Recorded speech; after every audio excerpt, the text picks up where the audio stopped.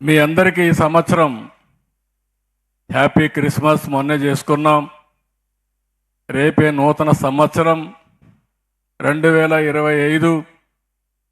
ఊహించినటువంటి మార్పులు జరిగాయి ప్రజల్లో. నేను చూసా, 40 సంవత్సరాలుగా నా జీవితంలో ఎప్పుడూ చూడని విజయాన్ని మీరు ఇవ్వగలిగారంటే 100కి 93% గెలిపించారు.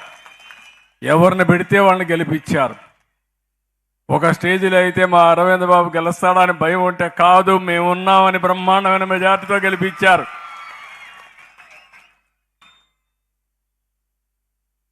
చూసిన తర్వాత ప్రజలు అనుకుంటే ఏదైనా సాధ్యం.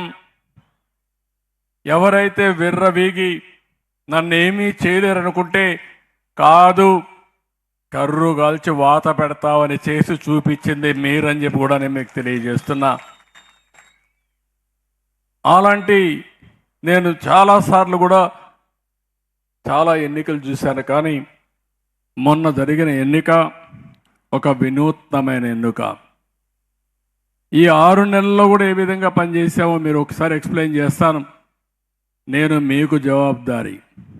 నాకు హైకమాండ్ ఎవరు లేరు, కానీ నా హైకమాండ్ 5 కోట్ల ప్రజలే నా హైకమాండ్ అని చెప్పి కూడా నేను మీకు తెలియజేస్తున్నా. నేను ఎవ్వరికి రిపోర్ట్ చేయాల్సిన అవసరం లేదు, కానీ నేను మీకు మాత్రం రిపోర్ట్ చేయాలి.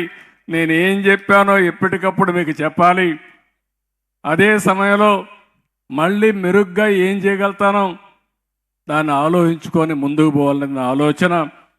అందుకే మొట్టమొదటిసారిగా రాష్ట్రంలో ఉండే 5 కోట్ల ప్రజలందరికీ, ప్రపంచంలో ఉండే తెలుగు వారందరికీ హ్యాపీ న్యూ ఇయర్, నూతన సంవత్సర శుభాకాంక్షలు.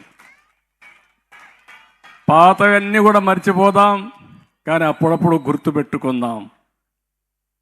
ఓసారి చరిత్ర మరిచిపోతే భవిష్యత్తులో కూడా ఏ విధంగా ముందుకు పోవాలనో ఆలోచించే విధానం ఉండదు. అందుకని దీనికోసం ఈ పని మనం ఆలోచించుకుంటూనే మళ్ళీ సంక్రాంతి వస్తుంది.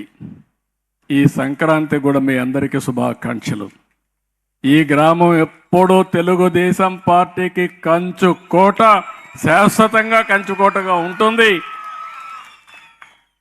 ఎందుకు నేను ఈ మాట వాడుతున్నానంటే, ఒక మంచి రాజకీయ పార్టీ వల్ల ప్రజల జీవితాలు బాగుపడతాయి.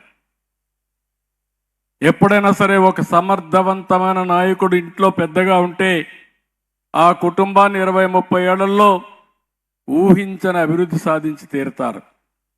ఒక గ్రామానికి మంచి నాయకుడు ఉంటే ఆ నాయకుడు వల్ల గ్రామం బాగుపడుతుంది. ఒక రాష్ట్రానికి ఒక ఎమ్మెల్యే, మంచి ఎమ్మెల్యే ఉంటే, ఇప్పుడు కూడా మీరు కోడెల శివప్రసాద్ అంటే జిందాబాద్ అని అమర్హయ్ అనే పరిస్థితికి వచ్చారు, ఇంకా జ్ఞాపకం ఉంది. అంటే దానికి కారణం ఆ నాయకుడు చేసిన పనులు. ఎప్పుడైనా ఒక నాయకుడు ప్రజా గుండెల్లో ఉంటారు, హృదయాల్లో ఉంటారు. కొంతమంది నాయకులను చూస్తే ఎప్పుడు కూడా చేదరించుకునే పరిస్థితిలో ఉంటారు. అలాంటి వాళ్ళు కూడా వస్తూ ఉంటారు. అందుకని ఈరోజు సంక్రాంతి అనేది తెలుగు జాతికి ఒక మంచి పండుగ, తెలుగు వారందరూ చేసుకునే పండుగ. మళ్ళీ మీ అందరి జీవితాల్లో శుభం జరగాలని, ఈ రాష్ట్రాన్ని ముందుకు తీసుకుపోయే బాధ్యత నాది, నన్ను నడిపించే బాధ్యత మీదని మీ అందరికి విజ్ఞప్తి చేస్తున్నా.